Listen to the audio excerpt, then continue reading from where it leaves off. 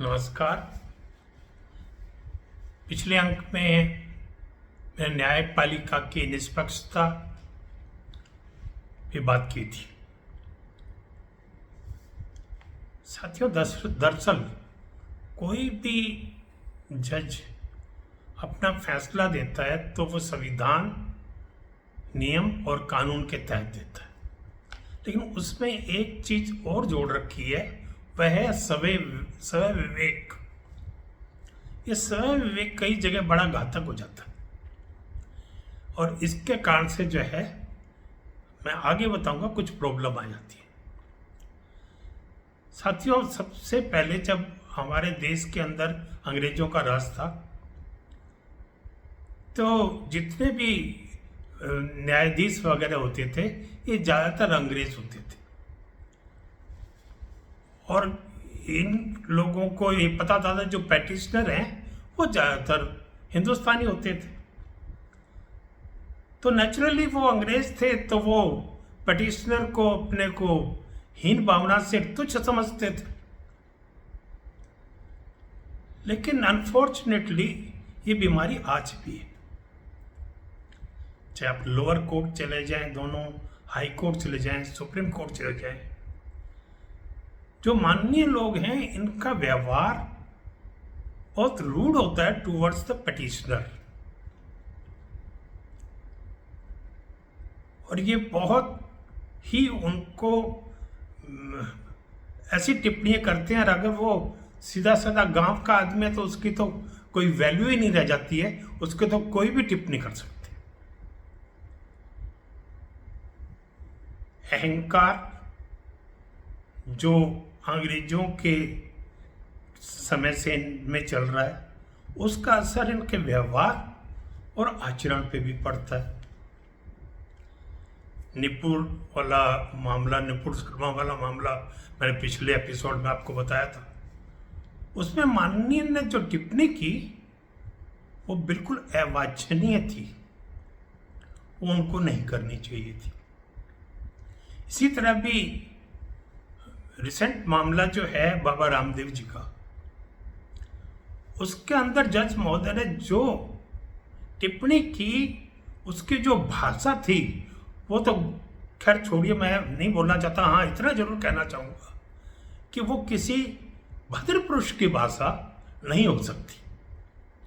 अरे सोचिए, बाबा रामदेव के पास तो अपने दावों का सबूत भी है, गवाह भी हैं। ये कोल्ड ड्रिंक वाले ये कोल्ड ड्रिंक पी के इतने बड़े बड़े कारनामे करते हुए दिखा देते हैं, इन पे कोई कार्रवाई नहीं। बच्चों का जो ड्रिंक होता है, एनर्जी ड्रिंक, उसके अंदर तो बच्चों को बहुत बहादुर बता देते हैं, इतना एकदम से इतना लंबा होते हुए दिखा देते हैं कि वो जिराफ से जो है ना अंगूर ले ले। उस वक्त कोई कार्रवाई नहीं होती। तो इस तरह की जो टिप्पणी है उनसे भी बचना चाहिए। मणिपुर का किस्सा आपको ध्यान होगा, मैं उस किस्से पे नहीं जाना चाहता, लेकिन इस टिप्पणी पे जरूर मैं बोलना चाहता हूं। जब माननीय लोगों की तरफ से कहा गया कि या तो आप सुधार लीजिए वरना हम उसको सुधार देंगे, हंसी आती है, जनता हंसी। अरे आप अपने जो कोर्ट नीचे से ऊपर तक जो हजारों कोर्ट में लाखों फिक्सर घूम रहे हैं, इनके चुंगल से अपनी अदालतों को बचा लो तो ही देश का भला हो जाएगा। आप प्रदेश या देश को बचाने की जो है जहमत मत उठाओ। आप इतना भी कर दोगे ना तो बहुत ठीक हो जाएगा।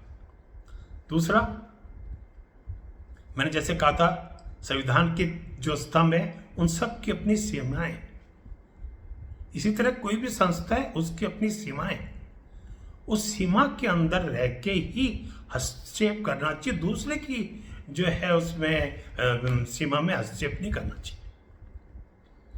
आप टिप्पणी करते हुए एक सैनिक को बताते हैं कि जो सामने आप पे पेट्रोल बम फेंक रहे हैं, गोलियां चला रहे हैं, पत्थर चला रहे हैं, उन पे आप कौन सी साइज की वो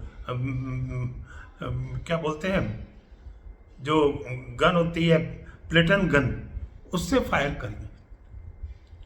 अरे सर, आपका एक गलत जजमेंट तो फिर भी उसको आगे आगे सुधारा जा सकता है, लेकिन उस जवान से एक गलती हो गई और उसको एक गलती में उसकी जान जा सकती है, उसका जीवन जाएगा, साथ में उसका परिवार जो है ना पूरा बर्बाद हो जाएगा। उनकी तरफ सहानुभूति रखते हो पत्थरबाजों और आतंकियों की तरफ, तो उस जवान के परिवार के लिए भी सहानुभूति रखनी चाहिए, जो देश के लिए अपनी जान को जोखिम में डाल के वहां बैठा है, जिसके बूते पे आज हम चैन की सांस लेते हैं, एसी में बैठ के फैसले सुनाते हैं। हमें इस चीज का विशेष ध्यान रखना चाहिए। एक डॉक्टर ऑपरेशन करता है, उसको सेकंडों के अंदर अपना जो है रिएक्शन करना होता है, क्या डिसीजन लेना है। उससे गलती हो सकती है और उस वक्त आप बहुत जल्दी बहुत बड़े बड़े पनिशमेंट जो है ना हमारी माननीय अदालतें दे देती है। जबकि ये देखिए, इन अदालतों में सालों से कोर्ट, इनके अदालतों के अंदर वो केस लटकते रहते हैं और सालों बाद ये फैसला लेते हैं, और वो भी ऐसा फैसला होता है कि सवेरे लिया, शाम को तो उसको दूसरा जो है ना बदल देता है। तो इस तरह की जो चीजें हैं वो बिल्कुल भी जिसको कहें वांछनीय नहीं होती। एक्चुअली मुझे कहते हुए थोड़ा अजीब लग रहा है, वैसे हकीकत भी है, हमारे देश का 90% मुसलमान देश के प्रति वफादार है, लेकिन कुछ एक कट्टरपंथी और देश विरोधी तत्व उन इस देश में देश के खिलाफ बोलते हैं, देश के विरुद्ध बातें करते हैं, दुश्मन मुल्कों से मिले रहते हैं। लेकिन अफसोस ये है कि जब आतंकवादी कोई काम करें या ऐसे देशद्रोही जो है कट्टरपंथी कोई काम करें, तो बाकी के मुसलमान चुप रहते हैं। ये उनका सबसे बड़ा अपराध हो जाता है। बुरा ना मानना, ये बात हमारी अदालतों पे भी लागू होती है। हमारे न्यायाधीश महोदय अदालतों में जो सेवानिवृत्त होने के बाद बता रहे हैं अदालतों में ये होता है वो होता है, उस वक्त क्यों चुप रहते हैं? हमारे शास्त्रों में कहा है, जुर्म करना पाप है तो जुर्म सहना उससे भी बड़ा पाप है, और चुप रहना, पाप को देख के चुप रहना तो बहुत ही बड़ा पाप है। लेकिन ये पाप हम करते आ रहे हैं, इन पापों का कोई सीमा नहीं है।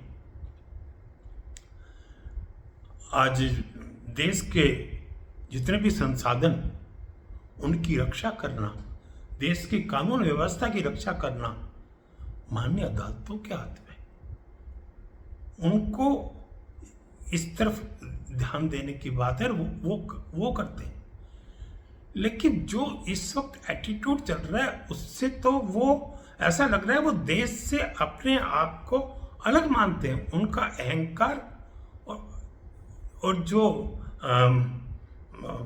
निरंकुशता रखने की जो प्रवृत्ति है, उसके कारण से वो देश से अपने आप को अलग घोषित करने की कोशिश, मतलब अलग दिखते हैं लोगों के मन में। लोगों को अजीब सा लगता है। आप ये देखिए, किसी भी जगह, किसी भी संस्था में सेवा कानून होते हैं,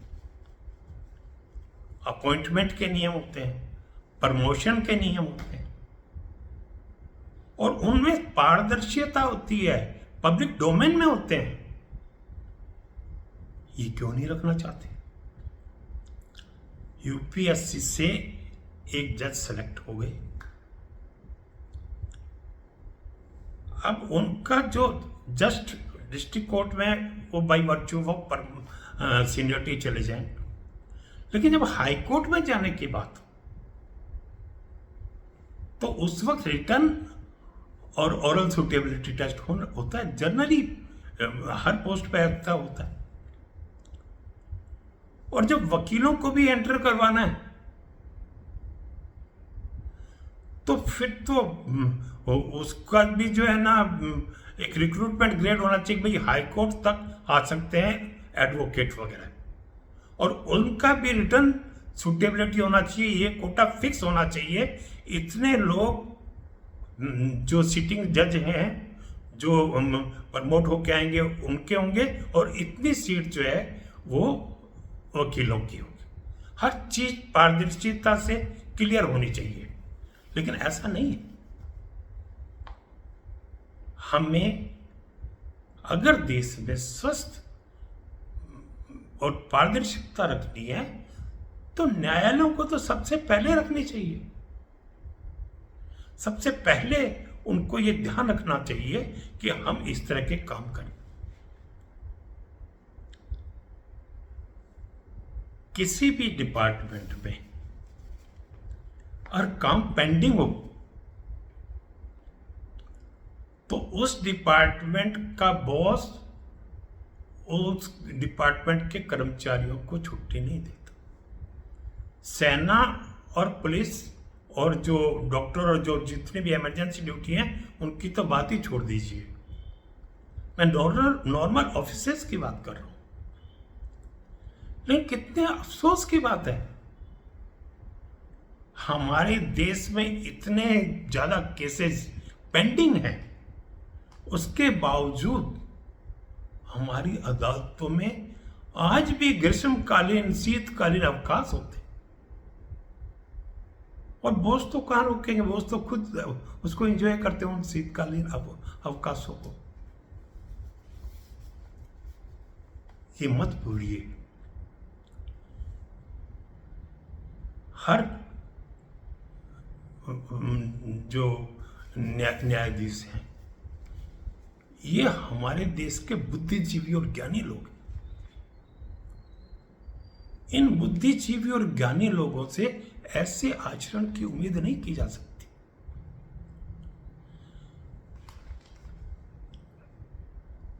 इनको जो वेतन और सुविधाएं मिलती हैं, या जितने भी हम वेतनभोगी लोग होते हैं उनको जो भी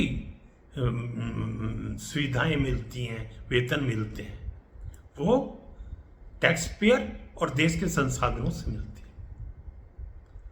तो जब वो सुविधा हम भोगते हैं तो उस देश के प्रति हमारा कर्तव्य भी है, हमें उस कर्तव्य को सोचना चाहिए। मैं तो माननीय मुख्य न्यायाधीश और जितने भी सीनियर जजेस हैं उनसे प्रार्थना करूंगा, अपनी निरंकुशता, अपना एक ही अधिकार रखने की प्रवृत्ति छोड़ के देश को किस चीज से लाभ है उसको आप सोचेंगे तो जनता में आपका मान सम्मान बहुत बढ़ेगा, आम जनता का आप पे विश्वास बढ़ेगा, और उससे बड़ा हितकारी कदम इस देश के लिए कोई हो नहीं सकता। रिटायर होने के बाद अपने विभाग की गलतियां बताने वाले बुरा ना माने, वो कायर, बहादुर बनिए, ऐसे निर्णय लीजिए जिससे लोग आपको याद करें। आप ध्यान रखिए, मैं बीच में एक चीज कहना चाहूंगा साथियों, चुनाव आयुक्त बहुत हुए, फिर टीएन सेशन आया, उसके बाद लोगों को पता लगा चुनाव आयोग कोई चीज। इसी तरह से मैं चाहता हूं ऐसे माननीय आए और ऐसे फैसले लें देश हित में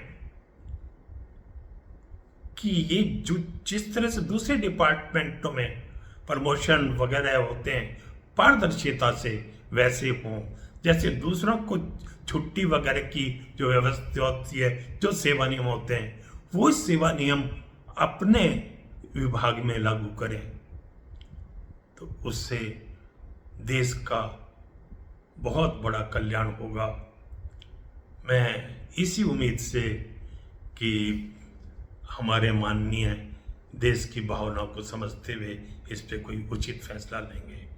आज की इस बात को समाप्त करता हूँ। साथियों, जय हिंद, नमस्कार। और अंत में एक निवेदन फिर, अगर आपको मेरा ये वीडियो पसंद आया हो तो इसको लाइक करें। मैं कोई पैसा कमाने के लिए वीडियो नहीं बनाता, मैं एक जन भावना को पेश करने के लिए ये YouTube पे अपने वीडियो डालता हूँ। मेरा हौसला बढ़वाने के लिए, मुझ में जोश पैदा करे रखने के लिए आप मेरी वीडियो को लाइक करें और मेरे YouTube चैनल को सब्सक्राइब करें। आपका बहुत बहुत धन्यवाद। जय हिंद।